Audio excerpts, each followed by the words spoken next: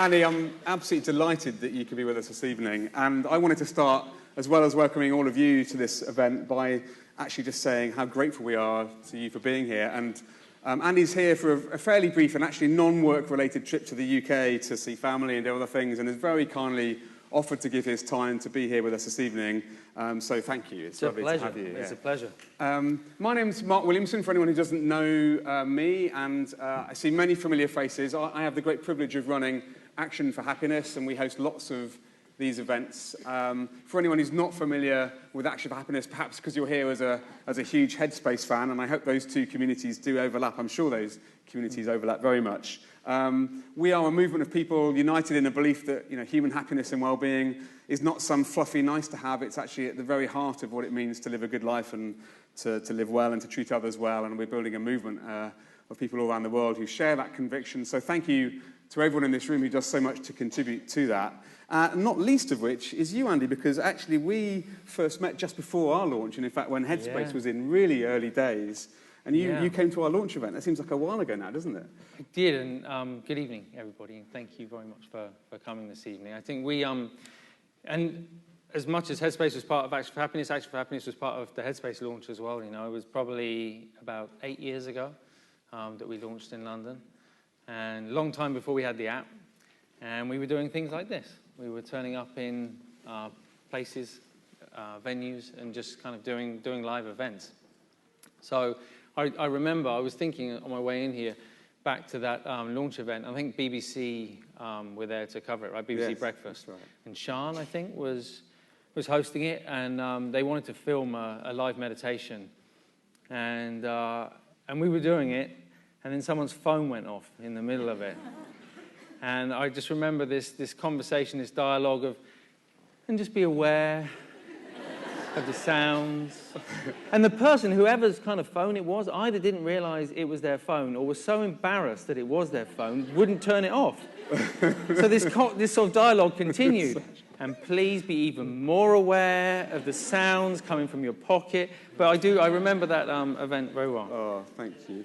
Andy doesn't really need much introduction because you'll all be very aware, I'm sure, of Headspace. And I would like to, in a moment, sort of take us back a little bit as to your own journey and, of course, the amazing journey that Headspace has been on in recent years. But I thought, actually, before we delve into the details and the conversation, it would be really lovely if you could perhaps help us set the scene and perhaps reconnect with ourselves a bit. Many of you will be used to hearing your voice in our ears. Now we can see you live. But maybe you could start with a bit of a mindful moment for all of us. Sure. I'm always worried with this because so many people say I go to sleep listening to you. I'm always worried there'll be sort of like mass narcolepsy and everyone will just be kind of unconscious. But we can try it. No, I think it's always good, when you turn up at a place. I think most of you will have come in sort of via, public transport, had a busy day probably. And there's something kind of quite nice about just putting all that down and feeling sort of a bit more present. I heard there was a bit of excitement last night, something about some penalties or something. So just kind of putting all that down. I was a bit confused, actually, coming into London. It was lovely to come back, but the sky was blue. The sun was shining. England had won a penalty shootout. England won a penalty shootout. I wondered if the plane had landed in a different country. It was very disorientating. So how many of you have done some kind of meditation, mindfulness? Most of you. Maybe I should ask it the other way around. How many of you haven't? Okay. So even for those of you that haven't, this is really simple, very straightforward. I'm going to talk you through it. We'll just do sort of a couple of minutes. Just so I know how many of you do Headspace. Wow, lots of you. Thank you to all of you who use Headspace. Okay, so just, for those of you that listen to this, you could probably, I was going to say you could do it with your eyes closed. You're going to do it with your eyes closed. But you probably know the script, you know the dialogue. So take a moment to get comfortable, all right? So sit however feels comfortable for you. Don't worry what the person's doing next to you. So the only thing I recommend is that you have your arms and your legs kind of uncrossed. It's just a little bit easier for the mind and the body to unwind in that way. And we're going to start in the usual way. Okay, so I'd like you to start off not with your eyes closed, but with your eyes open. And if you can, try and take in the entire space around you. So without moving the eyes, you can still see kind of either side of you. and you can even see above and below. So it's a very sort of soft focus. And just maintaining that soft focus, just take a couple of big deep breaths, breathing in through the nose and out through the mouth.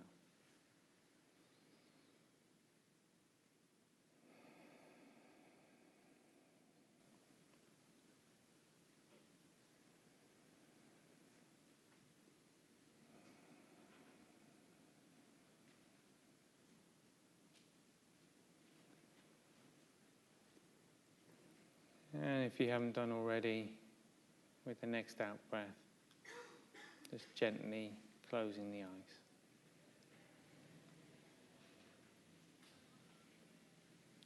So before you do anything else, just take a moment to enjoy that moment of silence, of stillness.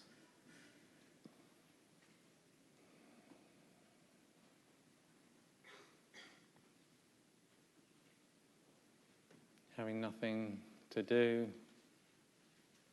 nowhere to go.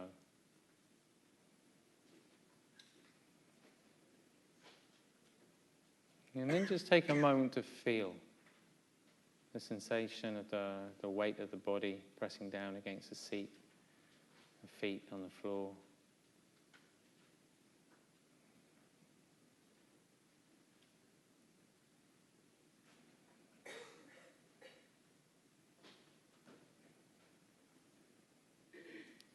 Maybe just notice how the body feels this evening. Don't really need to do anything about it. We're just checking in with the body. Noticing if there's a sense of perhaps stillness or restlessness.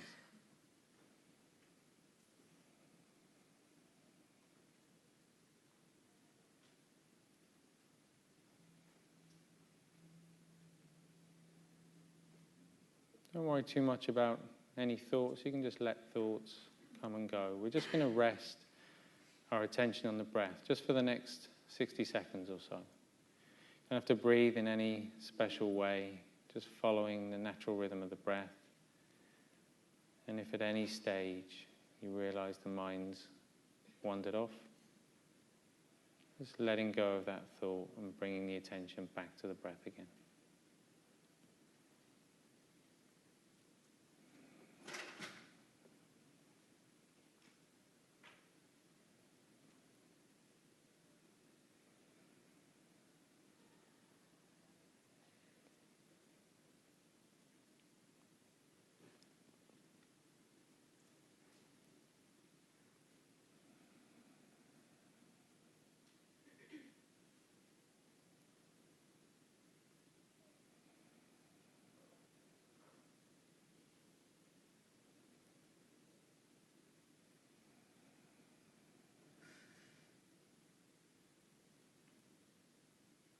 So just letting go of any thoughts.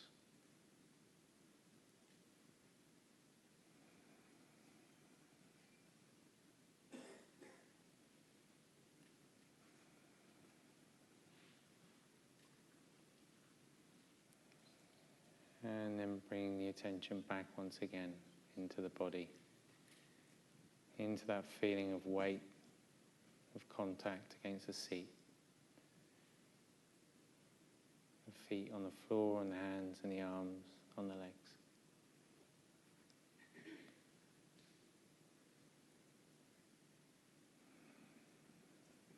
And then when you're ready, just gently opening the eyes again.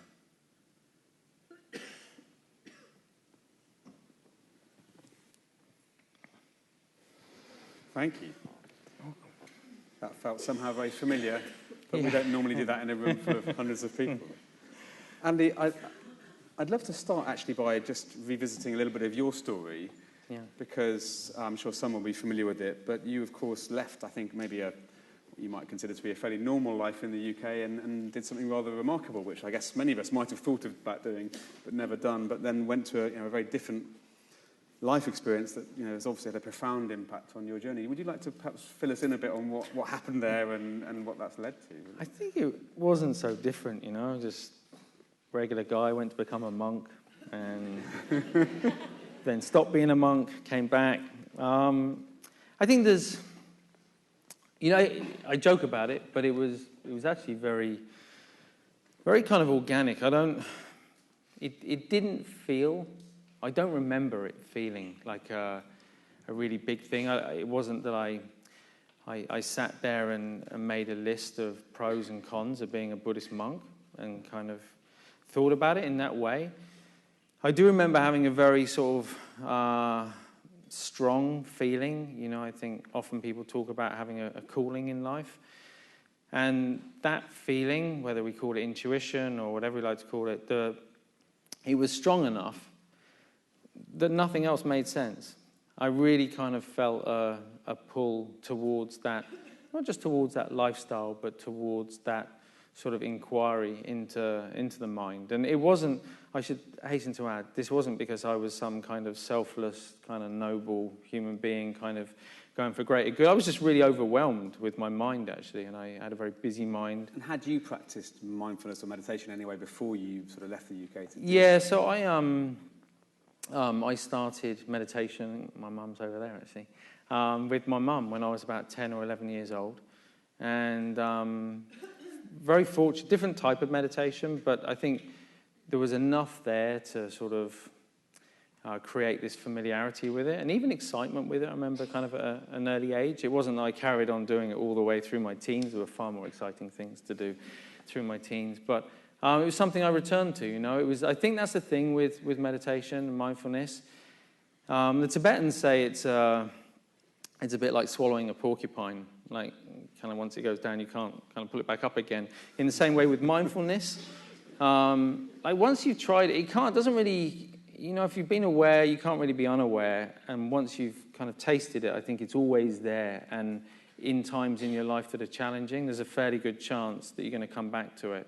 It's really interesting. Even now, kind of in Headspace, we see different types of kind of users, and there's 3 types of kind of people in the community. We talk about sort of vitamin type users, so people who kind of do it every single day. It's almost like a preventative type approach.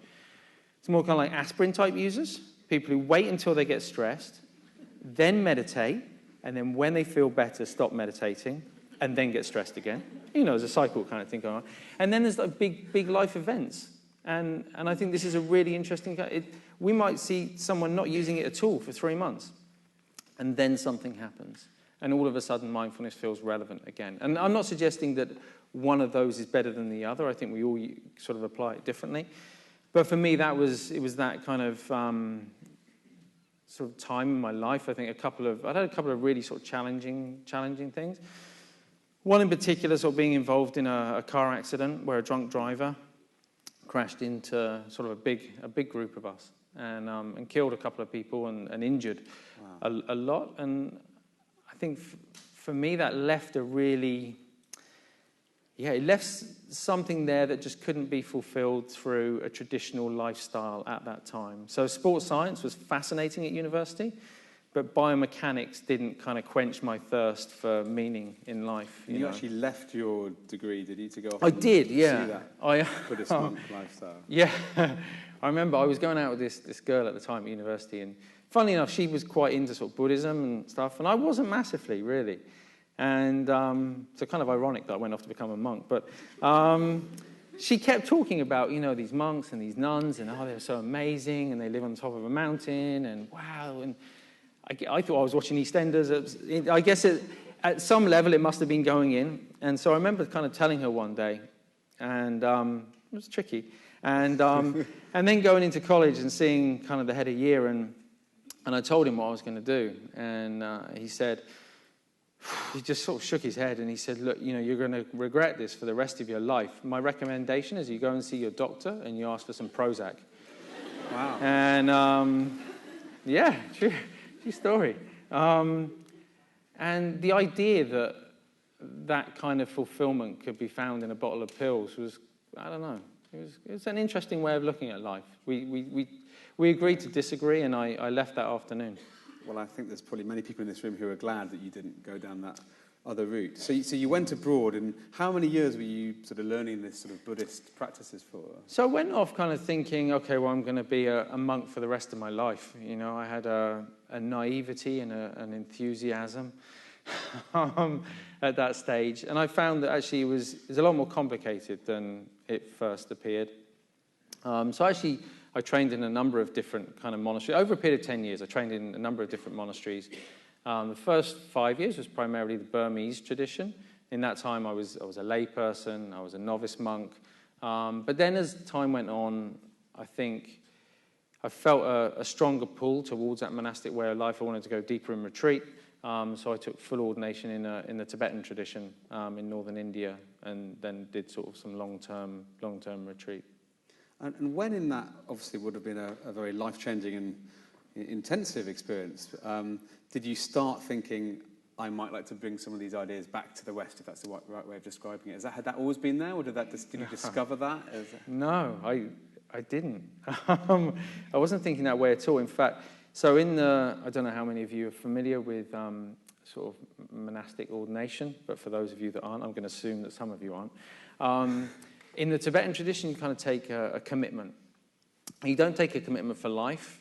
Normally, you take it for sort of 1 year, 3 years, 5 years, or life. And I remember coming to sort of the next kind of commitment, and it was either 3 years or life. There's a big difference, right? Like, it's a little something in the middle, maybe. And I wasn't sure. I didn't know, and I trusted my teachers so much that, or perhaps I was just kind of not wanting to take responsibility for the decision. But I said, I'd like you to decide, you know. And so I went into that meeting with that sort of idea that you decide. And yeah, thankfully, he said, I think just another 3 years, and then, you know, maybe you see. And during those 3 years, I think, one, I had the opportunity to, as I say, do some much longer term retreat. I had the opportunity to do some teaching. They sent me to Moscow, where I ended up spending sort of 4 years. And having that opportunity to teach was where I started to see perhaps the secular application of it. With lots of people who were coming along, who wanted to learn meditation, but who didn't necessarily, they weren't that interested in the Buddhist tradition. They weren't necessarily comfortable chatting to a bald-headed guy in a skirt, smelling of incense, chanting. You know, like it's quite a foreign sort of land for someone just walking in a suit from the office. So it was more and more through having those conversations that I started to think, okay, well, there's definitely sort of something here. But at that stage, I couldn't really have said what it was that I was thinking of doing. So when we first met in 2011, maybe 2010, you teamed up with Rich, who was obviously a co-founder of Headspace. And as you said earlier, it was pretty early days in that journey, and it's amazing to see how that's reached so many millions since then. But what was it that got you from the I'm here, I'm ordained, I'm a monk, back to I'm back in the UK, I'm trying to build something that reaches people that may not want to connect with Buddhism or may have a more secular approach to this? What was that link? I so much wish I had just this really clean transition story for you. It'd be so much easier. It's not. So I actually, before Headspace, I don't know if you know or not much. So coming back to England, I trained in the circus. Did you know about that? I've seen you juggling on TED. Okay. Yeah. So it's what every monk dreams of, running away to the circus. So it does make sense. It might not sound like it just now. So I was in Moscow. So prior to being a monk, I'd been incredibly physical, a lot of sports, lots of gymnastics. And then for 10 years, I really hadn't kind of trained at all, you know. And so I was really excited about getting back into sort of physical exercise. I was in Moscow. I had a friend who was studying at Moscow State Circus, doing a 4-year degree there. He said, why don't you come along, you know? So I started going along. I really enjoyed it. And at the time, I was trying to think, okay, how do I afford to go back to England and do this, what is now kind of Headspace, I suppose, type thing, you know, make this secular offering. I didn't have any money. I don't think I even had many clothes at the time. So I was trying to sort of work out how to do this. And in the circus in Moscow, they told me, you can do a degree in England in circus arts. And the government pays for it. And because you're so old, I was 32 at the time, you know, they'll give you kind of money to sort of a grant to live and all that sort of stuff. So I thought, okay, well, this could kind of really work out pretty well. So I did that, and I came back and I studied in the circus, and in the early mornings and in the evenings, I would kind of start writing up the content for the meditation stuff. And those two, that's really what allowed me to come back.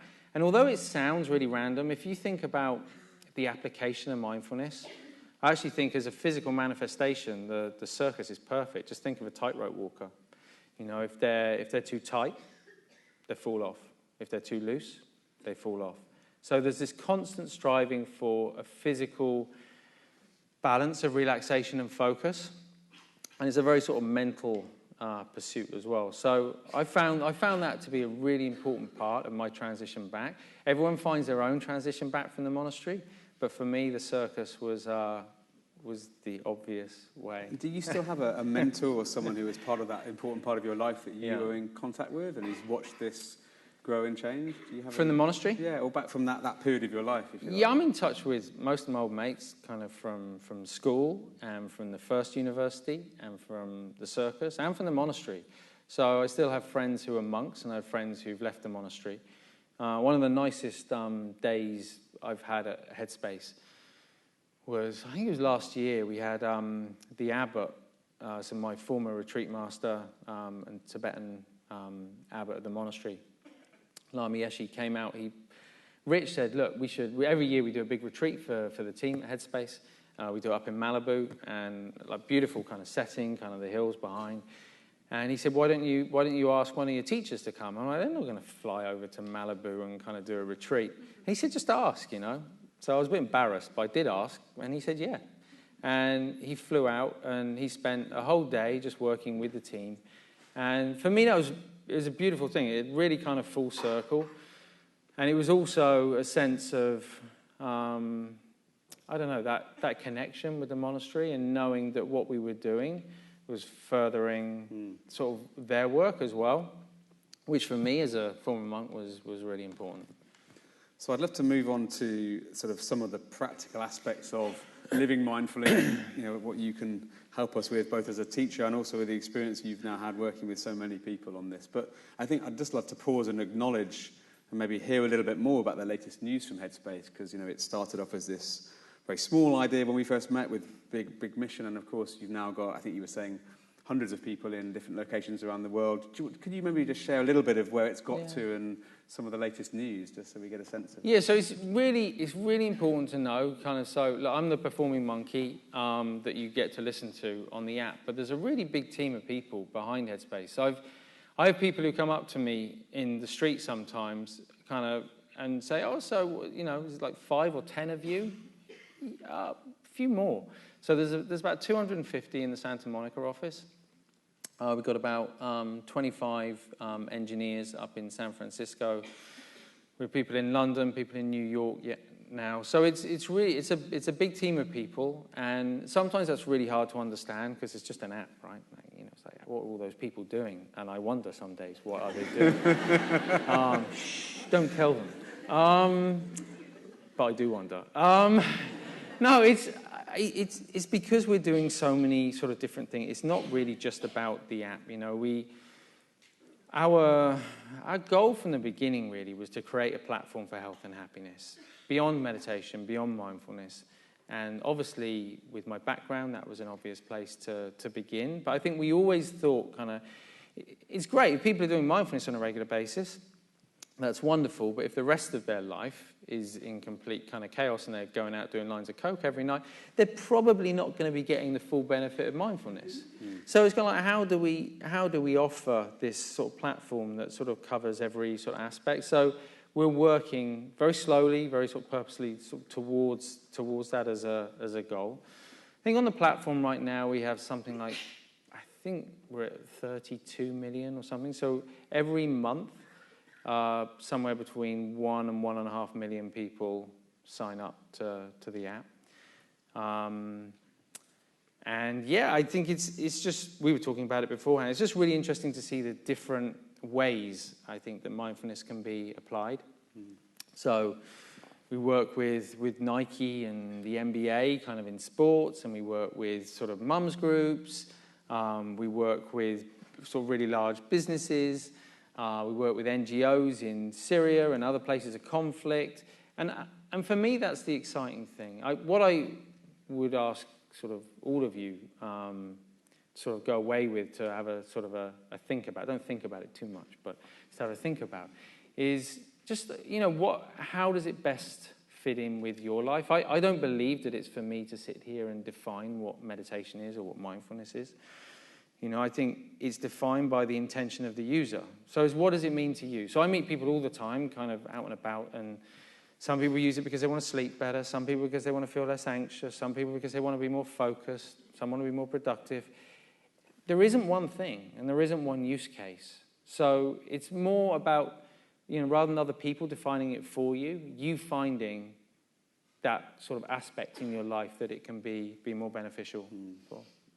Well, we're going to come back and talk about some of those practical examples of how we can perhaps put that into practice. But thank you for sharing the update on Headspace. You must be, I'm sure, very proud of the number of people that have been reached and helped. One of the questions, I guess, that comes up for me, especially given your roots in the Buddhist tradition, is whether there's been a tension for you between managing what's become a very successful commercial enterprise, and for good reason, I guess, in terms of being able to invest in creating a really high-quality product and reaching more people and so on, while staying true to this principle of actually this is something that is timeless and universal and something you don't want to monetize. So, I've been grateful to see that you've always had a free offering available. Through your Get Some, Give Some program, we've been able to give away many thousands of free subscriptions to the app, and that's wonderful. But has that been a tension, that kind of, the principles and the commercial angle and how they wed together? It was, to begin with. I remember we used to get letters from angry Buddhists, which was interesting. They let it go quite quickly, though. I don't know if they did let it go that quickly, actually. I'd like to think they did, but, who were really upset. And actually, at the time, I kind of got it. I think had I still been a monk and I'd heard about it, I may well have been a little bit like that myself. And I think it was really in better understanding what was required to grow something like this. There's a really strong idea, I think, that we either have to do good in the world or we can kind of go and be sort of successful in business. Like, the two things aren't mutually sort of exclusive. And we found in America a real passion, I would say, for that sort of social impact. So businesses that work as businesses, they function as businesses, and they're able to scale because they're successful businesses, but that their primary intention is to have a strong social impact. So over time, I'd say it has taken kind of time, but over time, that's become a lot more comfortable. And just the reality of I'm not really involved in that side of the business, the money side. They wouldn't let me near it. But I think just understanding what it costs to kind of rent out 50,000 square feet of office space, to pay however many hundreds of people, and to really kind of understand what goes into making something kind of like that work has been a very steep learning curve, but it's something I'm really pleased we did, because we actually started off, Rich and I, as a not-for-profit, but we couldn't quite decide how to position it. And I know kind of we chatted about this kind of way back, and I think we found meditation was already a pretty abstract idea for most people. 10 years ago, it's different now. Like, how many people are sitting in this room? Like 10 years ago, talking about meditation, people would sort of slowly back away from you, like, okay, yeah. And, and now it's really kind of different. And so we found that we were taken a lot more seriously, actually, when we became a business than we were when we were kind of presenting ourselves as a not-for-profit. So that, for us, has been really helpful over the years. Well, thank you. And let's sort of switch then to some of the practice, if you like, of this, because I know you've done a lot of one-to-one work with people, as well as obviously recording all the content that people will hear in the app. But the fundamental challenges of being a human being only able to control a certain aspect of what happens to us, to be sort of at the mercy of thoughts that are unhelpful. I was thinking about this event briefly last night, whilst realizing that I'd had my least mindful, most kind of angry at times moments watching this. I'm a football fan, and I did not cope particularly calmly or mindfully with the last gasp equaliser and the thought of a penalty shootout. And I remember thinking, this is a genuine moment, albeit we will have much more real, significant trauma in our lives, I would hope, than a football game. But recognising that, for someone who's, for good or bad, practiced mindfulness now for 12 years or so, recognising that we're at the mercy of these things and we don't necessarily cope well. How do you find the ability to weave that essence of mindfulness into daily life when it involves these really, real changes of emotions and so on? Yeah, I think... I was thinking coming over, so I'm over here with my family right now, as you know. You have young children as well. I have a 1-year-old and a 3-year-old, and we're flying from LA a few days back. And the first night, we got on the plane and we sat on the tarmac for 4 hours. And at that point, they said, "Okay, we've reached the legal limit. You're going to have to get off now." And we got off, and they kept us in the airport. They said, "We're not going to cancel it," and we waited, and then they said, "Okay, now we're going to cancel it." So we went home and we got a few hours sleep, and then we went back the next day and we got back on the plane. And I thought at the time, like life in a monastery, that was really easy. What they should do with monks and nuns is give them a couple of infants to look after, stick them on a plane, on a transatlantic flight, and then just let them deal with jet lag for a couple of days. And then that will test their stability and mindfulness. I think I just think it's a journey for life, I don't personally believe in the idea that we meditate and we practice and then somehow there's, that's it.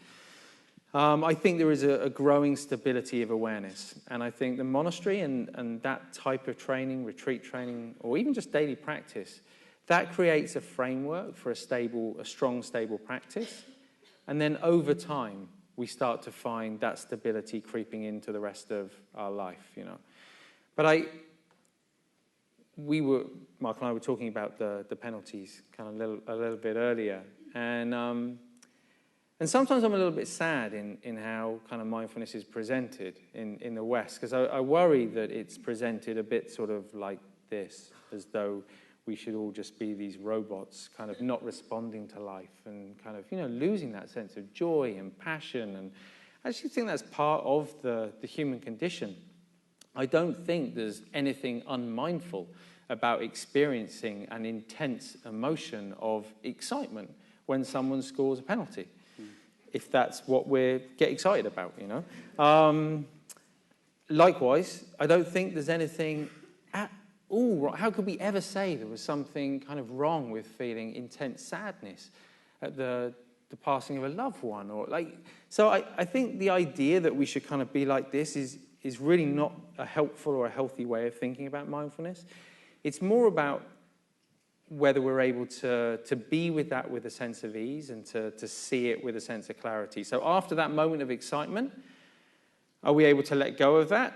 Or do we then run out into the street sort of throwing bottles around because we're so excited? That's probably we can let it go sooner than that, And with sadness, that sometimes that takes obviously much longer time. But can we be with the sadness without being overwhelmed by the sadness? And I think it's really important to, in the monastery, they talk about sort of happy Buddha, sad Buddha, angry Buddha, jealous Buddha. None of those things are sort of considered bad. It's can we be present with each and every thought, with each and every emotion as it arises. And for me, that's a much sort of healthier way of working with the mind, I would say.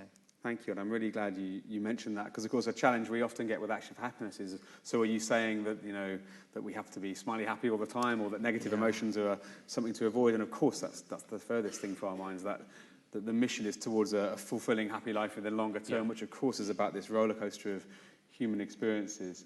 But linking that, I guess, to this idea of the secularization of mindfulness, one of the things that we've had, many of you may have been here, but we've had people like Mathieu Ricard in this room, who's obviously a great believer in the sort of compassion and generosity side of the traditional practice, alongside the awareness and the other great things. And when I look at some of the ways in which mindfulness is brought into the West, it sometimes seems to have been a little bit cerebral and lost a bit of the heartfulness. And Yeah. I think I've been pleased to see in Headspace that you have the tracks on gratitude and kindness and some of these other things. Do you sense that as well, that we're slightly in danger of sort of over-medicalising meditation and losing a bit of the heart and soul, the generosity, the kindness, the caring for others? What's your view on that?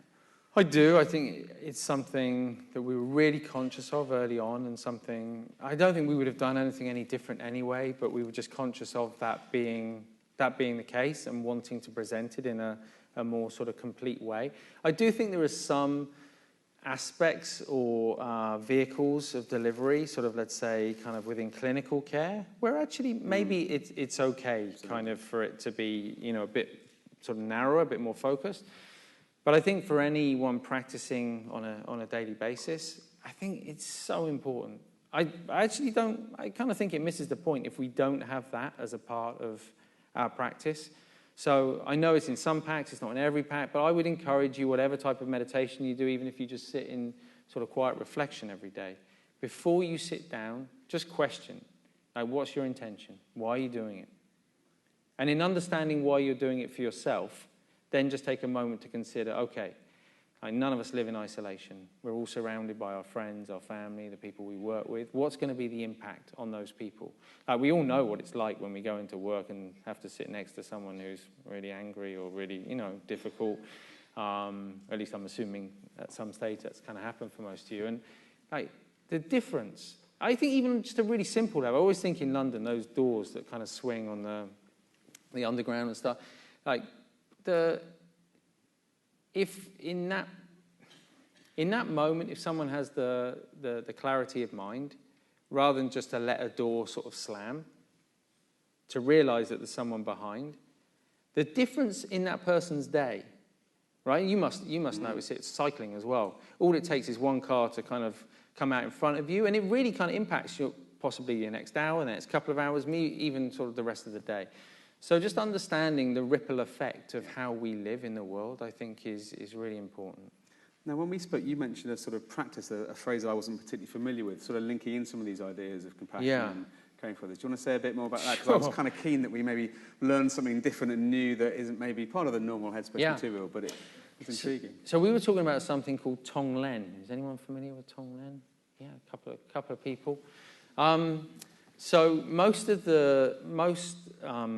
sort of mindfulness techniques that are taught in the West now are sort of a few thousand years old. They've been around for a little while. Tonglen's a little bit newer. It's been around for 800-900 years, something like that. Hot off the press. Still pretty old though, you know. They've had time to sort of work out the kinks, I would say. And it's interesting because it's really intellectually, conceptually, it's really challenging, I think. It's so the translation of Tonglen is sort of giving and receiving, or sending and taking. And normally in life, we are focused on getting happiness for ourselves and holding on to it for as long as we can, and pushing away the bad stuff and keeping it at bay for as long as we can. And if you look even how kind of a lot of Western relaxation and meditation is taught, it's like, and breathe in all the good stuff and breathe out all the horrible stuff. You know, like, that's kind of the deal. That's often how it's taught. And I get the thinking behind it, but it just perpetuates this cycle of thinking and our approach to life, which is give me all the good stuff and keep all the bad stuff away. And that's a really kind of, even if we're not aware of it, that creates conflict in the mind, which is always ever present. So Tonglen sort of flips the whole thing on its head, and it says, oh, look, there's someone else suffering. Mentally, I'm going to take their suffering, and I'm going to give them every bit of happiness that I've ever experienced in my life. So that, you know, there's a psychological kind of process there where we're flipping it around and kind of saying, that person's suffering, I want to help that person. I can help that person by offering them kindness, by offering them happiness, thoughts of, and by taking on their suffering. And it creates a really interesting dynamic in the mind. The ego is kind of paralyzed, it hasn't got a clue what to do. And in that moment, thoughts are sort of suspended. But it also starts to train the mind that the more we focus on the happiness of others, actually the more happiness we discover in ourselves.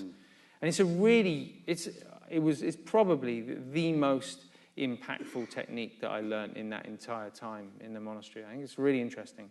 And it's very, very closely aligned with, I guess, our whole mission of a happier world through helping each other. Yeah. Is it something you could share with us? Could we do a little exercise about it now? We can, yeah. Would you be up for if that, you're up folks? for it, like, if you want to try. Some people are nodding. That's good. We'll do, and the rest of you can just, we'll try two. Okay. So the first one we're going to do, I'm going to ask you to imagine somebody who you really sort of care for. So the first one's probably going to be really easy, because you already care for this person. You want them to be happy. So you're going to want to naturally kind of send them feelings of goodwill. The second one, that might be a little bit different, but we'll come to that in a minute. So, well, I'll make it quite short, but just take a moment, get comfortable.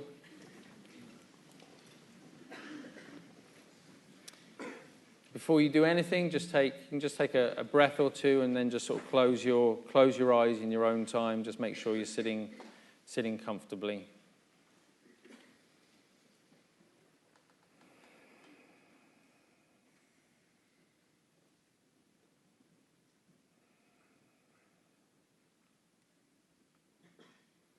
And just take a couple of seconds just to check in as you close the eyes. Just grounding the mind with that sensation of the body on the seat, the feet on the floor.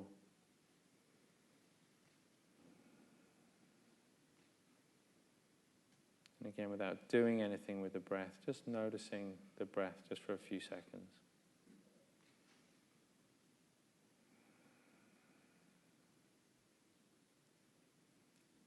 Again, as always, just allow thoughts to come and go.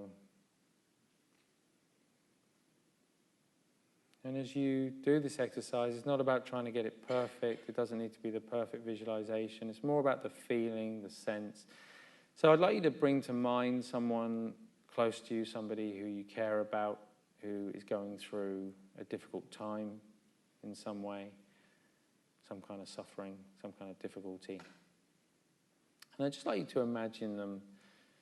In your mind, they can be sat in front of you. They can be sat in a nice sort of quiet place that you know they find comfortable. We're just having a clear image of that person.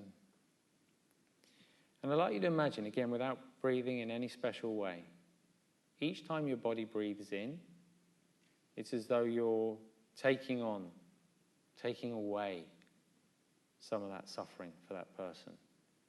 Each time the body breathes out, you're sending them every feeling of happiness that you've ever experienced in your life. And it can be as simple as that, or some people find it a little easier to add to the visualization as you're breathing in, perhaps sort of breathing in a sort of a smokiness, as you're breathing out, a sense of sunshine, whatever kind of works for you. Just try that on your own for the next minute or so. Again, it's more about the feeling than the visualization.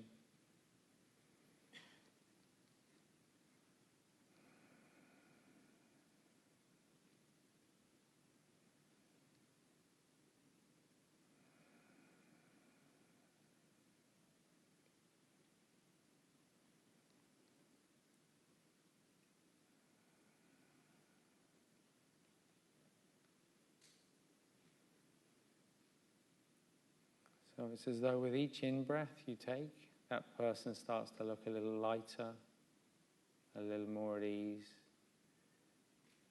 With each out-breath, you breathe, that person starts to look a little happier.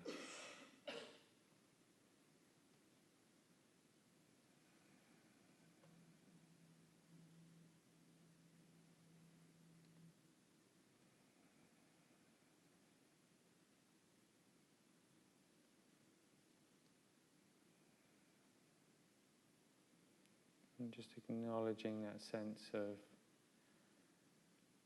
pleasure in seeing that other person looking more at ease, and seeing that other person look happier.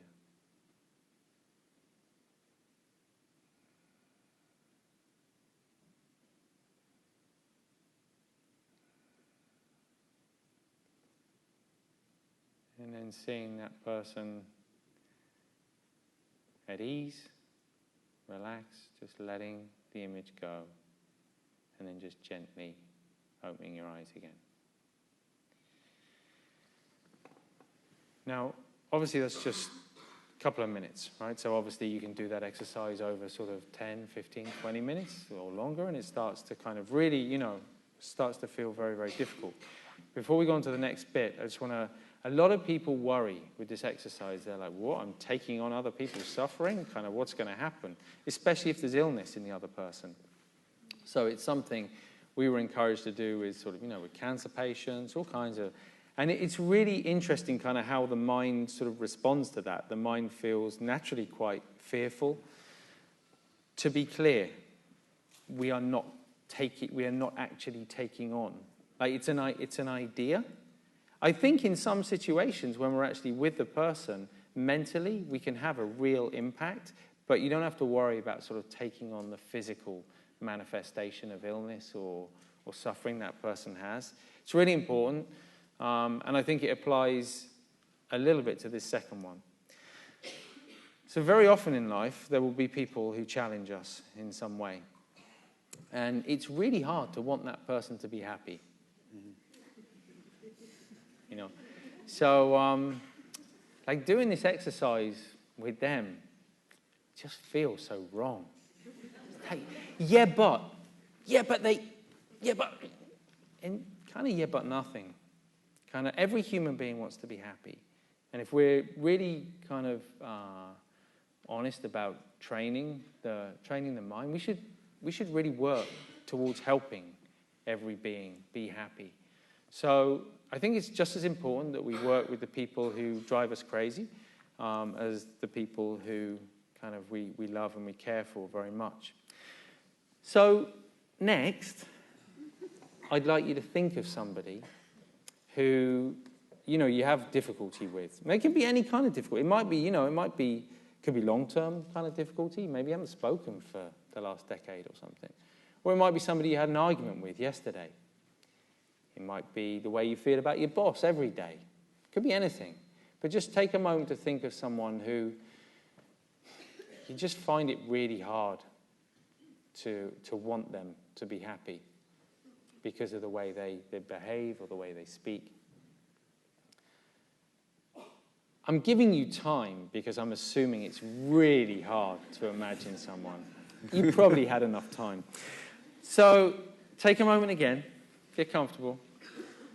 We're just going to go through that same process. Don't be surprised if the mind's, a little less willing to give, but again, we sort of train towards that. So just making sure you're comfortable. Again, just one big deep breath's enough, in through the nose. And as you breathe out through the mouth, if you haven't done already, just gently closing the eyes.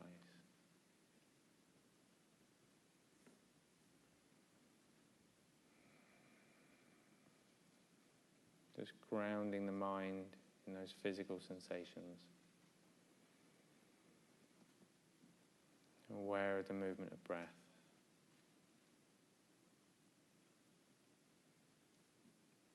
Just picking it up from where you left off before.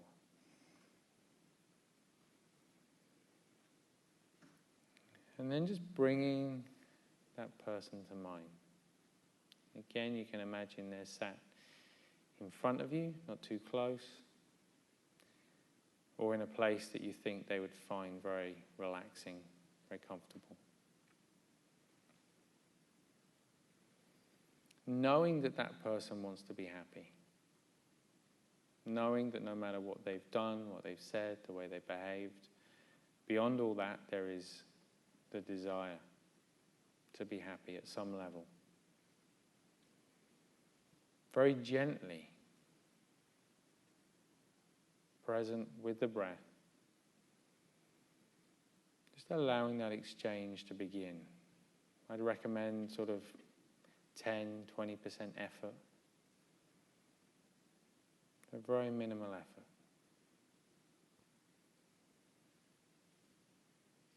Imagining with each in-breath that you're taking a load off for them, but you're allowing them to let go of those things that get in the way of happiness. And with each out-breath, you're sharing your own experience, your own happiness, and letting them be part of that. Again, just try that for the next minute or so.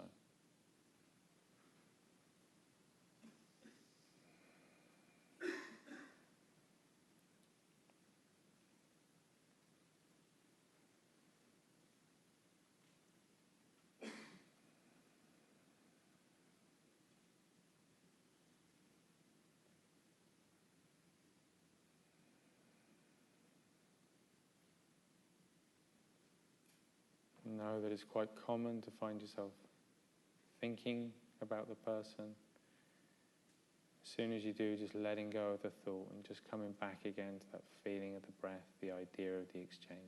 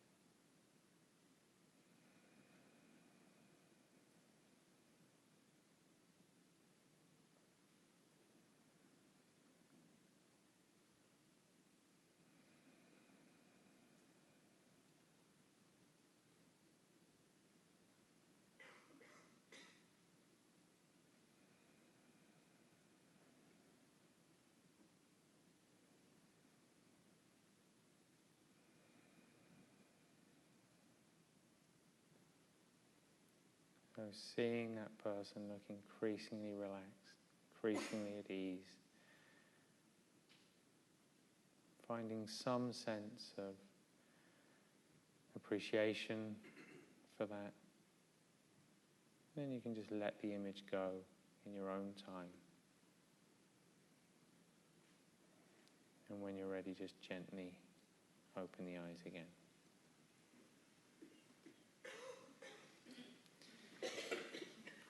Thank you. Pleasure. Very powerful.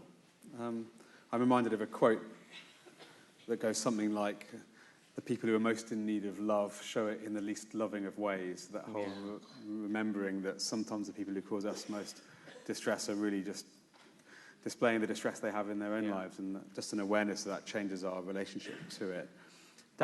Sorry, no, please. I was just going to say, just quickly before we leave Tonglen, just that's a really useful exercise in everyday life as well. It's important that you train it to get comfortable with it and confident in it. But if you find yourself in an argument, it's a game changer.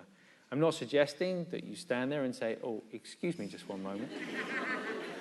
Breathing in through the nose, I take on your suffering. Because that you might get, But in time, with practice and familiarity, as you become more confident in that practice, you can absolutely carry on and have a dialogue whilst all the time being with that sense of breath, being present with the breath and with a sense of exchange. You cannot engage in blame and anger and all of those things whilst at the same time practicing that thing. So it becomes a really transformative practice in a very immediate sense, not just in a longer term sort of sense of mind training. Very helpful, thank you. In not too long now, we're going to sort of open out for some questions. I really want to involve you all, and I'm sure you've many things you'd like to ask Andy as well. Just a couple of other things that have been on my mind, Andy. The first sort of links to what we've just done. So with Action for Happiness, with the movement, this idea of my own well-being and others being intrinsically linked, and actually, as you said, when you do more to help others, it's good for yourself. Yeah. That's always been at the heart of this. But one of the things we've seen, as well as people helping people develop more of a sense of compassion, if you like, we see a very, very strong, I'm sure there are many people in this room, very strong sense of people who are amazing at helping others, incredibly kind and caring. They may often be in what you might consider to be the caring professions, whether that's as a nurse or a teacher or as a carer in some way, but actually are not very good at looking after themselves. And in fact, often in those situations, we can really get caught up in other people's trauma, the ill relative, the the child we're deeply worried about. So have you got any advice for us on how, if we're living in that, I really want to help others, I'm tied up in other people's suffering, that we can actually still create a bit of space for ourselves to get through that? Yeah. Look, I think it's such a common thing, and I think it's essential, actually, that we do find time to look after. We're really no good to others unless we're in a healthy spot ourselves. And that's really hard to remember, especially if we are engaged in a way in looking after others that feels kind of all-consuming. I think it's really tough to remember. But we can never be I won't say our best, but we can never be as helpful as we can possibly be to others unless we take time out for ourselves.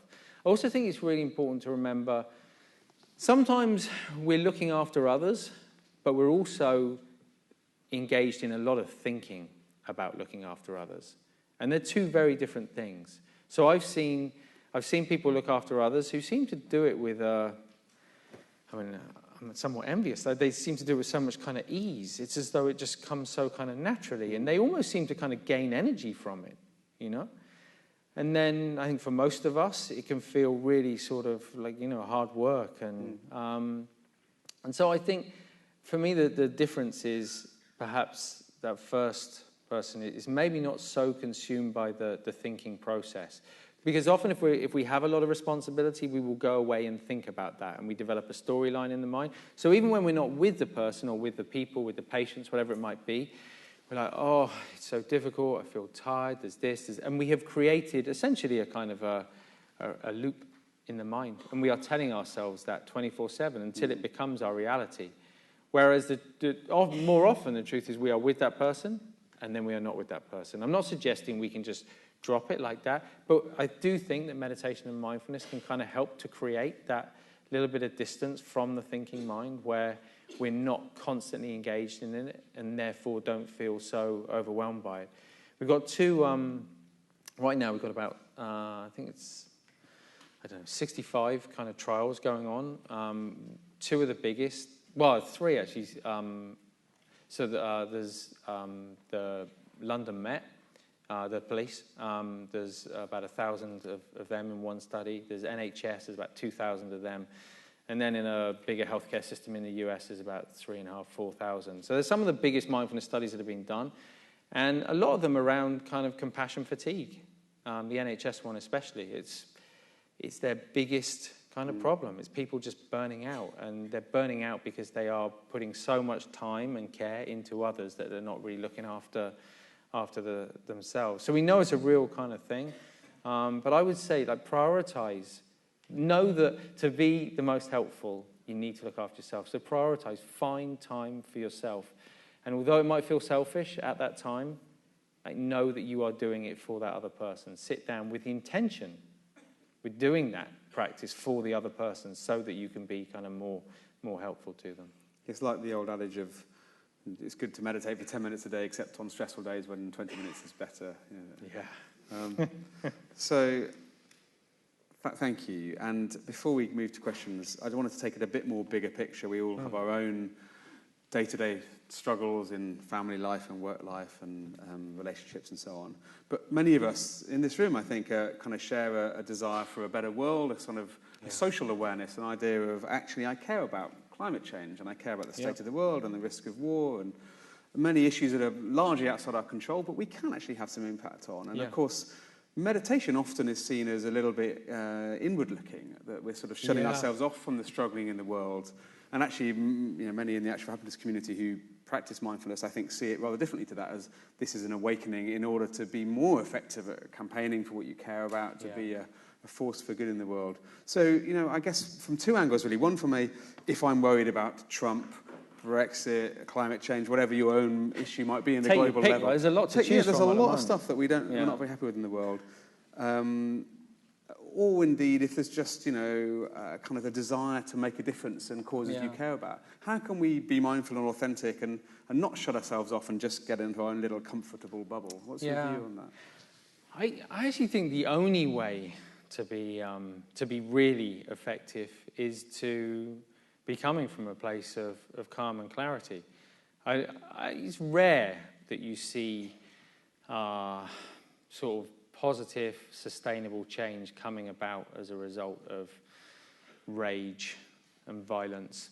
I mean, like maybe it's happened, I don't know, but I'm not really aware of it. And if it is, it's quite temporary, I think, you know. So I think having the ability, I think meditation, not only is it often seen as quite selfish, it's also seen as kind of, you know, people have this idea of, oh, just go with the flow, just, you know, let everything be as it is. And that, to me, doesn't really kind of capture the essence of it. It's more, in fact, it's quite the opposite. If we just go with the flow, then we just continue in the same old pattern of conditioned thinking that we've always existed in and, you know, aren't necessarily happy.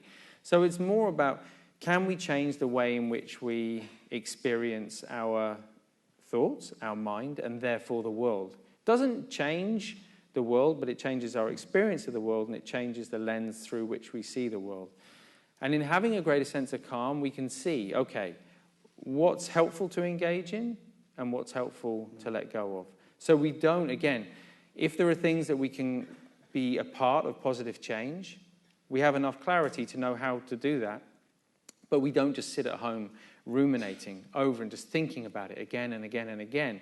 That doesn't really change anything, you know? So it's just recognizing what are the healthy, productive thoughts and engaging in those, and then seeing the unhealthy, unproductive thoughts and learning to let go of those. When we do that, all of a sudden, not only do we have a calmer, clearer mind, but we become a force for good in the world.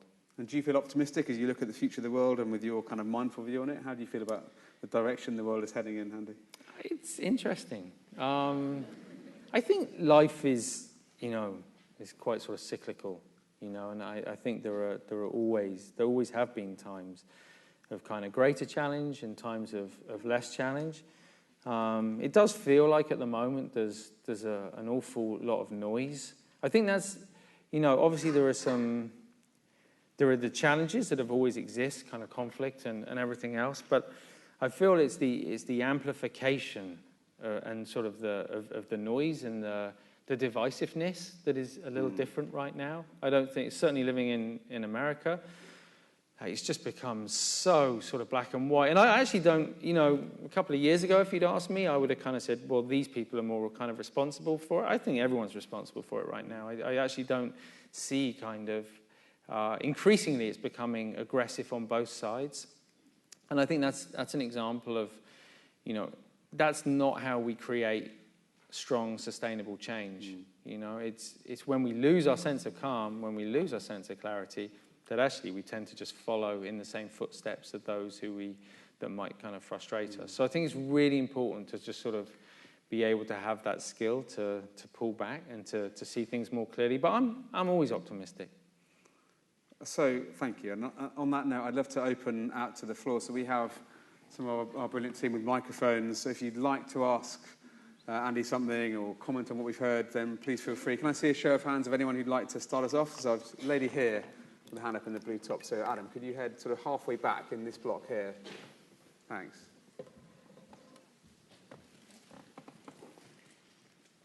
Hi, thank you for the talk.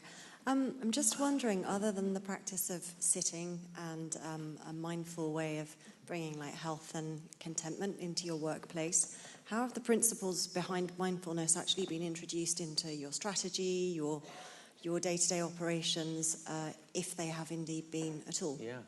Yeah, good question. I mean, I'd be devastated if they hadn't been in any way. You know, I think we've tried hard. So the entire office space was created with that in mind. We have Headspace pods all over the office where people can kind of go and meditate. We stop at 10:30 in the morning and 3 o'clock in the afternoon for 10 minutes so that anybody can join. We're not a cult, so they don't have to join. But we do take notes, and but we encourage it. You know, I think it's nice and it's good because they're not only getting the benefit, but they're also getting to an experience of what the community experiences. So I think it's really important. We have built into our values selfless drive, courageous heart, and my mind's gone blank.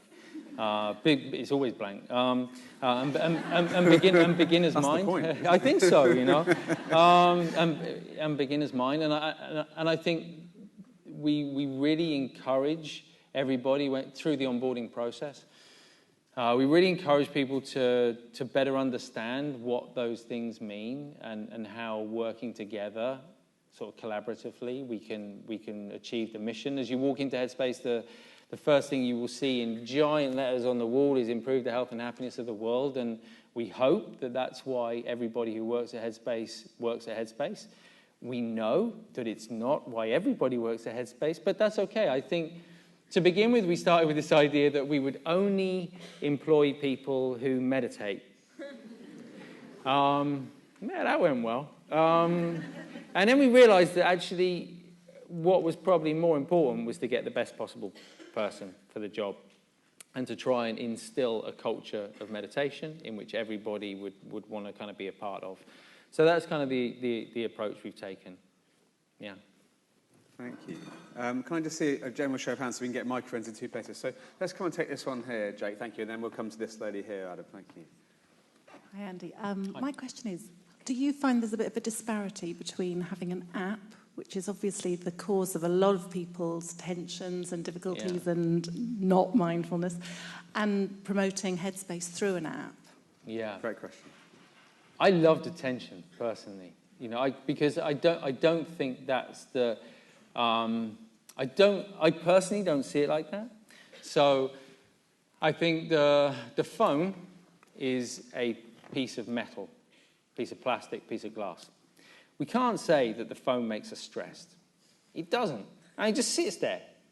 It's our relationship with the phone that makes us stressed. So the phone is not stressful. Our relationship with it is. So can we change the way in which we relate to the phone? I feel the phone is an incredible vehicle for both good and bad, for healthy and unhealthy. We've decided to meet people where they are, which is on their phone, and to try and introduce a culture of healthy kind of use. But I'm very well aware that there are plenty of tech people in Silicon Valley working very hard to encourage constant distraction and engagement with the phone in a sort of more unhealthy way. So I think it's on us, each and every one of us, that we have a responsibility not to say that, okay, this is the phone, it makes me stressed. When you get your phone, and this is what I do, I take it for what it's worth. When I get any new piece of technology, I strip it back to the bare minimum. That's the first thing I do before I do any. I even take off the things that they put on there. If I can, or if I can't, I'll move them to another page so I never have to look at them again. I turn off all notifications. I turn off all sounds. And I do, sometimes I'll even kind of turn off email as well, but I'll set it up in a way that I know that it won't cause me any stress or discomfort. And then I'll build it up in a way that kind of works for me, putting apps that I find really positive on there and that really kind of work for me.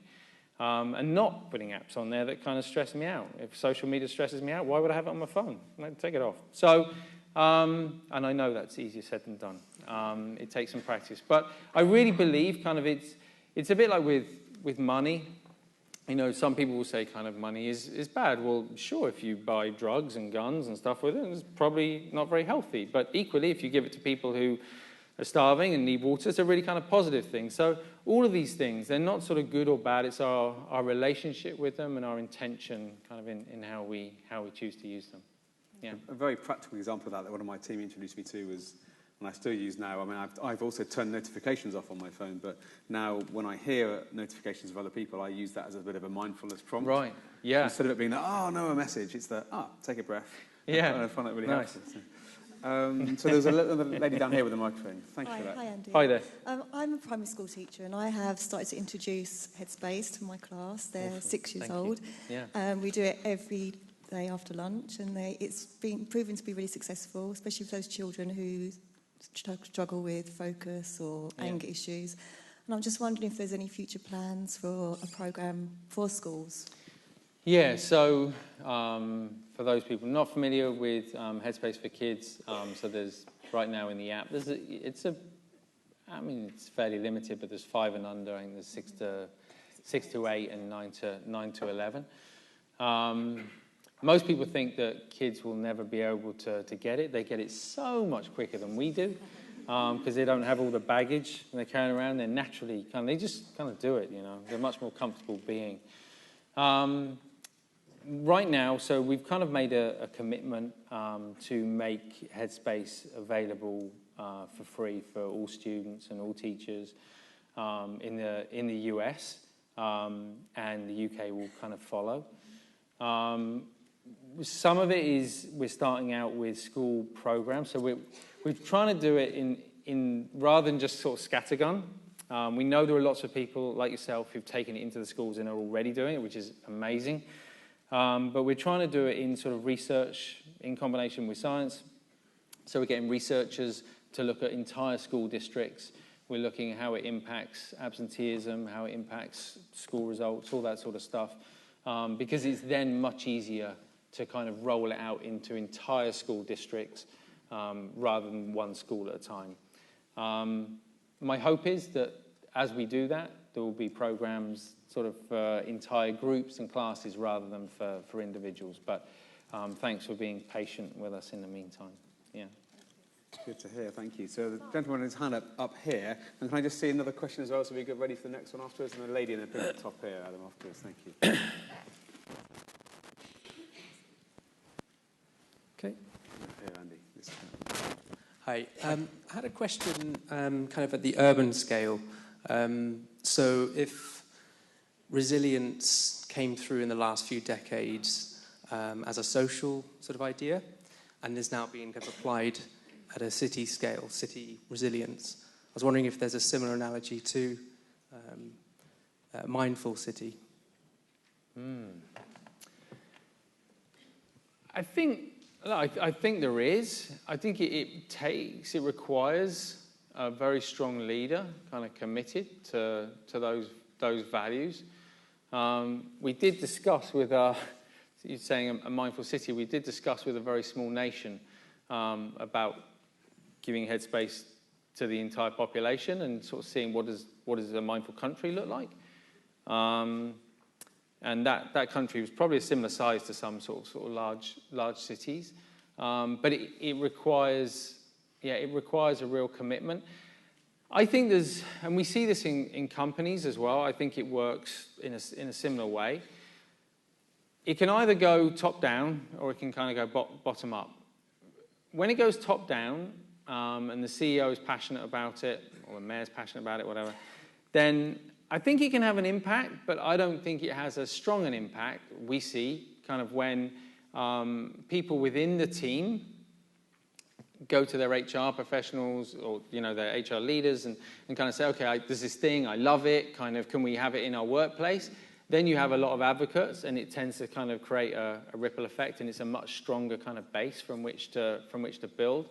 So the way I think about a mindful city kind of growing is each and every one of us taking responsibility for practicing mindfulness, for living in a mindful way, for other people seeing that actually as a consequence we seem to be happier and less stressed and hopefully a bit kinder, them wanting to do it as well. And I mean, hopefully in not too long a time we live in a more sort of mindful society. But I don't have any sort of specific kind of I mean, I'd love to walk down into the underground, and as you get as the doors close, some voice kind of from, take a deep breath in, not too deep a breath, especially in this heat, but breathing out.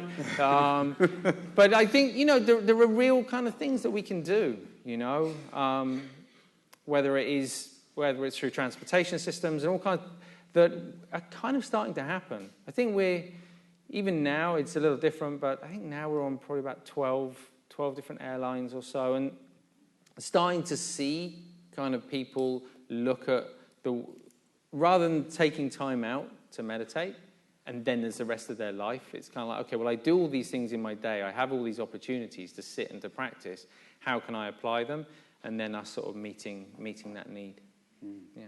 Thank you. Great answer. And then lady over here, and then I'm being waved at. So we've got some keen questions over. So we'll go there next. So this lady's got a microphone, then we'll come to you at the back there. Hi, thank you so much for this.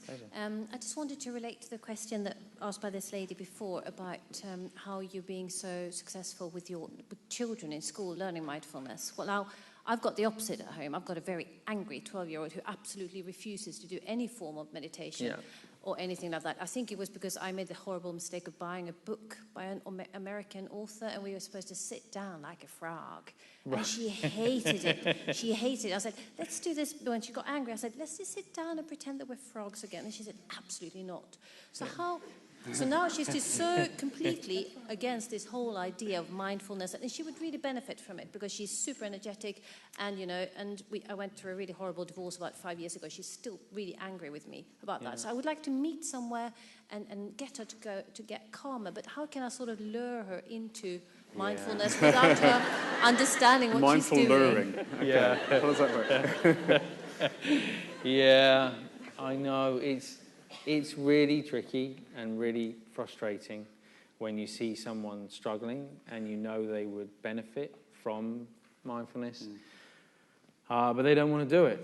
And I don't think that's just teenagers, you know. I think it exists across the spectrum. The worst thing we can do is try and force it on them. It will put them off for life, you know. And I think that's especially hard as a parent. I think it's really hard. I think giving them the tools that they need. I think there's, you can say, okay, look, you don't have to use it. Look, I'm going to put this app on your phone. It's there. As long as you got it on your phone, I don't mind whether you use it or not. I think that kind of approach often leads to a more successful outcome where that individual may well have a situation where they don't know how to cope, where they feel stressed, where they feel overwhelmed. And in that moment, they might have a look. And as a result of having a look and trying it, I mean, no one really likes being told what to do. Doesn't matter how old we are. Now, we don't really like being told what to do. So it's how can we say, it's not so much luring, but more kind of offering and just making sure that those tools are available for that individual to discover when they're ready to discover. Yeah. Thank you. And let's jump to this question at the back. Thank you, lady in the red top. Hi. I've got the Headspace app and find it really, really helpful. I'm just trying to do it as much as I can. It's not every day, but I try to.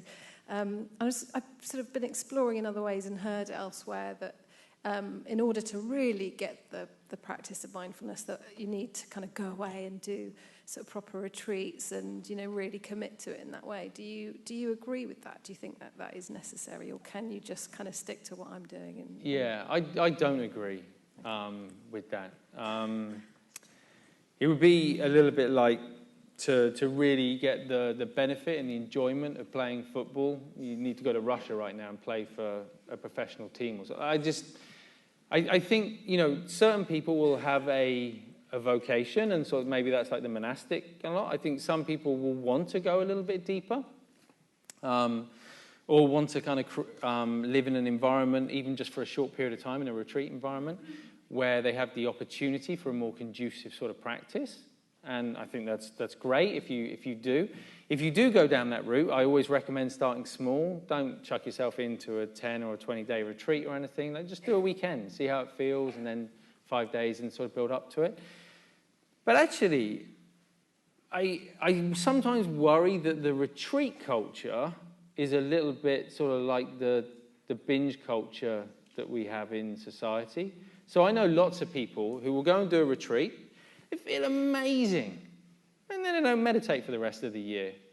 And it's a bit like sort of in December, we eat loads and loads and loads of food. Oh, it's Christmas time. Oh, new year, new me. I'm going to drink green juice for a month or whatever. I'm much more excited about the idea of doing a steady daily practice. I really believe that's where you'll see a more transformative effect, where you'll see sort of more benefit. But if you can do that and do a little bit of retreat every now and again, I mean, that's the optimum. And if you ever change your mind and want to become a nun, let me know. I'll hook you up. Yeah. Nice. Great offer. Okay, so the gentleman here, halfway back with his hand up, and then let's take a question from up here. So Tanya's waving at one. Who are we looking at? Great, so we'll come up there afterwards. Thank you. So the first one was this one here, Jake. Thank you.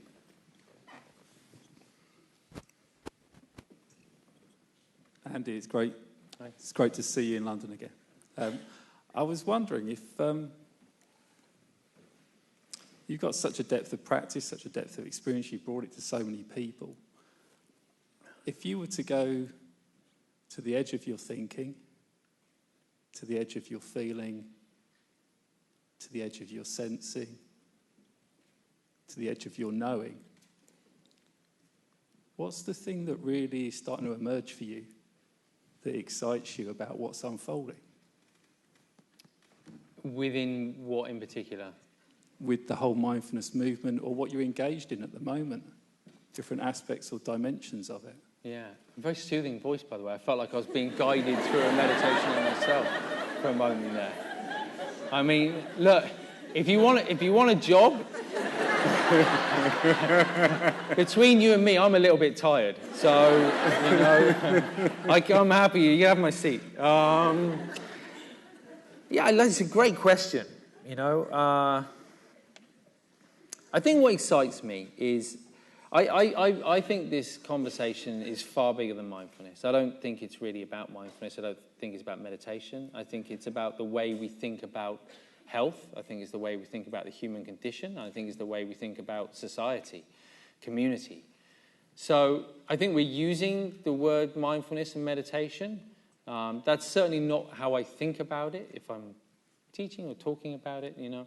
I think the ideas are much bigger. If I think, you know, over the last 10 years, how the conversation has moved on in how we talk about the health of the mind, I mean, it's massive, right? You know, we're one small part of it. Headspace is one small part of it. But I think people are now more willing to be vulnerable and to be open. They're even able to talk about it to their employers and to their loved ones and kind of say, actually, I'm having a tough time. We don't have to break an arm or break a leg to get a day off work anymore, you know? Where it's okay to go in and say, I'm not sort of feeling so good.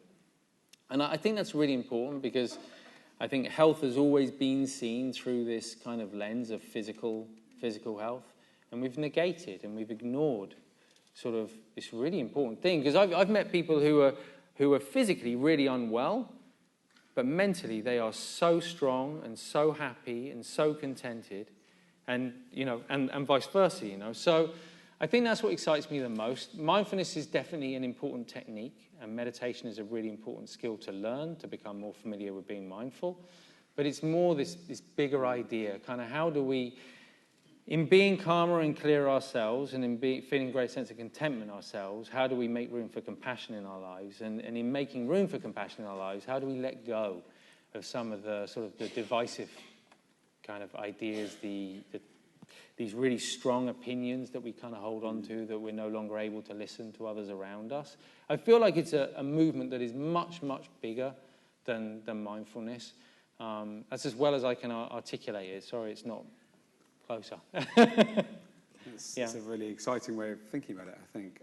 We're running out of time, and before we close, and I do want to take that last question that's up there, I would love us to maybe have one last sort of mindful moment, so we'll come back to it in a second, but let's just end with this last question up here. So lady halfway up there. Hi, thanks for sharing your story. My name's Kath. I'm wondering, with all due respect to your mindfulness practice and meditation practice, as a co-founder of a global startup, what keeps you up at night? Mostly my kids. Okay, aside from your kids. Jokes aside, nothing really. I don't know if I'm fortunate or if it's a result of training, kind of in the monastery, but drives my wife nuts. I go to bed and I fall asleep, so I don't really lie awake thinking about stuff, I wake up mostly feeling kind of, jet lag aside, feeling pretty good and fresh. I think taking it sort of less literally, kind of the things that kind of can concern me. Within the mindfulness space, I think it's really changing. When we started, there were no meditation apps. There are now over 3,000 meditation apps in the App Store. So that's happened pretty fast. That's happened in the last sort of 6 or 7 years. And when I hear the motivation and intention for those sort of things kind of happening, often they are very, very business kind of driven. And my concern, I guess, is that as this gets presented, we talked a bit about it this evening, that we lose the aspects of authenticity, of lineage, of compassion.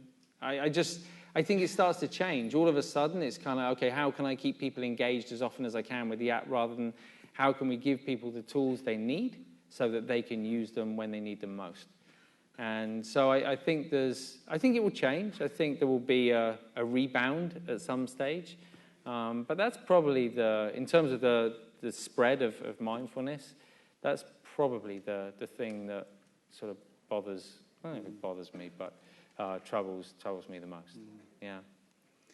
Andy, it's been a real privilege having you here, and as many of you will know who've been to Action for Happiness events before, we always love, if we can, to leave people with a real sense of something to go away with, taking action, bringing this, in the way that we live, the way that we treat each other, our loved ones, our colleagues, and so on. So I'd love to invite you to sort of help us do a closing moment of mindfulness meditation, whatever feels natural, but maybe with a sense of what can we take away from this, how can we take this into our lives and continue to have these ripple effects that you talked about. Yeah. So we'll sit and have just a moment of reflection in a minute. I didn't have anything sort of in particular sort of planned, but I guess, as you go away, number one, never let anyone else define what meditation or mindfulness is. You decide kind of how you want to use it in your life and how it can be most useful. I would suggest that going away today, maybe make a commitment. I'd say, let's make it kind of, a week. Let's say a week. So for the next 7 days, you decide the number of minutes. I think less than a minute feels,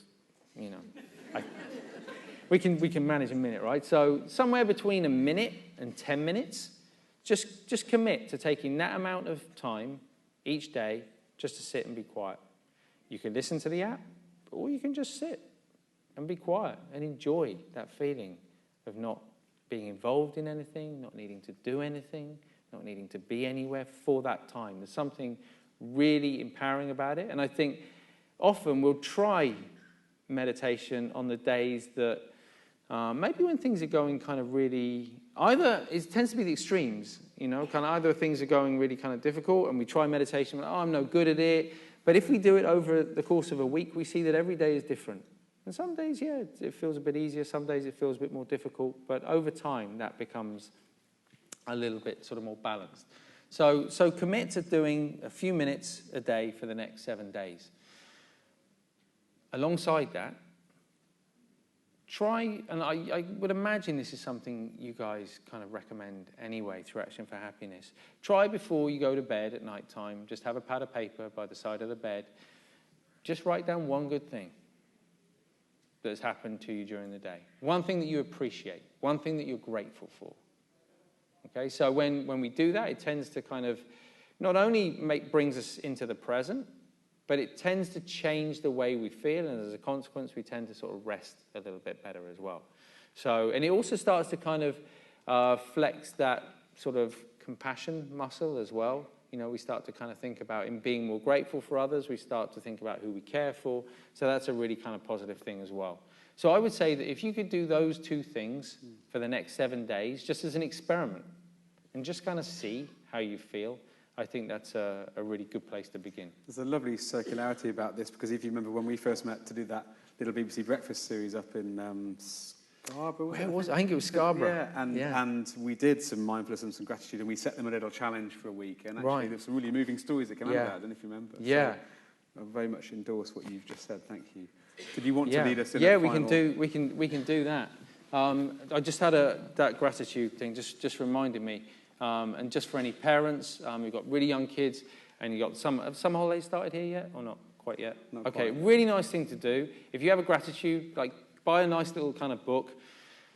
Each and every day, I know it's not always easy when your kids are running around and giving you a headache, but at the end of every day, just write something really kind of why you're grateful for them. And then at the end of the summer, put in a few pictures at the end of the summer holiday, give it to your child. I think it's a really kind of nice thing to do, both for us and for your children. Anyway, so we'll just take kind of 2 minutes. And I think The importance of this in kind of closing it out is just to sort of capture that intention for applying those things into your life, and just ensuring that in making that intention, you kind of are able to carry them out in a gentle and sort of flexible way. So you can close your eyes straight away if you feel comfortable, or just take one big deep breath.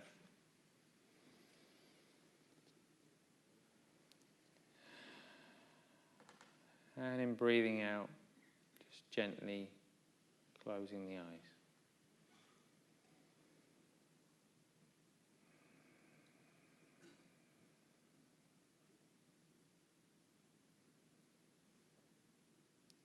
As always, just ground the mind. And just becoming aware of those sensations. Body on the seat, feet on the floor, hands on the legs.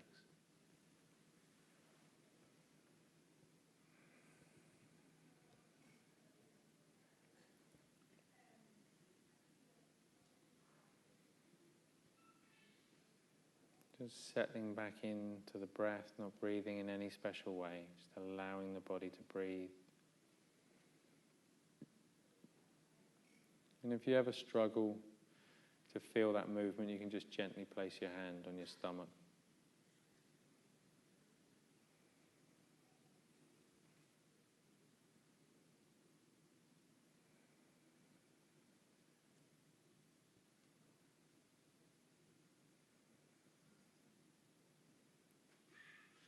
So as you sit there, not necessarily thinking about it, but just knowing that you're sitting with the intention to not only benefit yourself,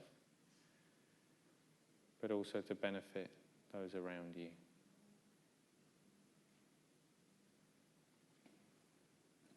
Knowing that the calmer and clearer the mind is, the more space we have for compassion in our life.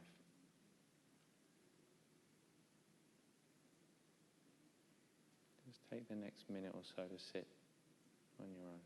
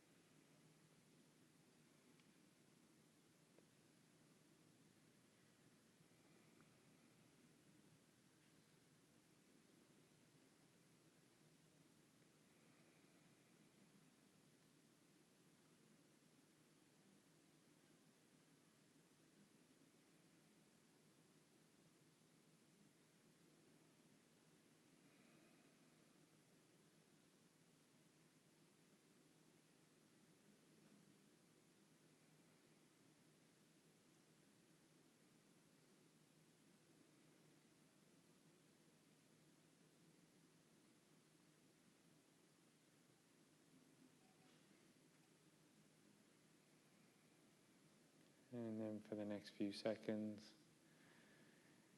not even focusing on the breath. Just sitting there, allowing the mind to do whatever it wants to do. Let it think if it wants to think.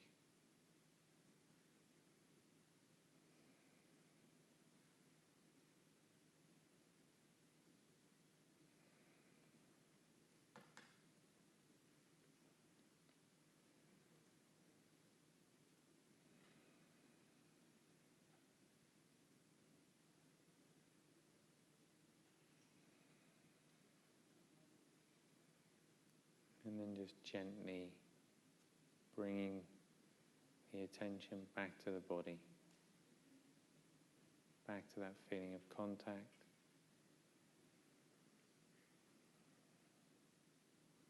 And before opening the eyes, just again making the intention to carry that quality of awareness into your life. And then when you're ready, just gently opening the eyes again.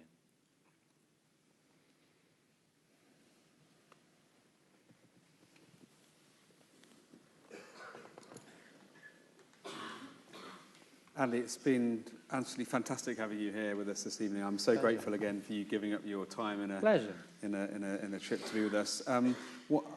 With Action for Happiness, we care deeply about this cultural change that we believe in strongly. And one of the team this week found a bit of research, which I found heartening, and I think chimes with what you were saying. But it was about the fact that you perhaps only need to reach about a quarter of people in any given population to have a really, really profound sort of cultural shift. And actually, I think if you look at the awareness of these ideas of mindful living and meditation and the amount of people that practice and the discussion, we're getting towards that tipping point now in a way that definitely wasn't there, when you and I first met.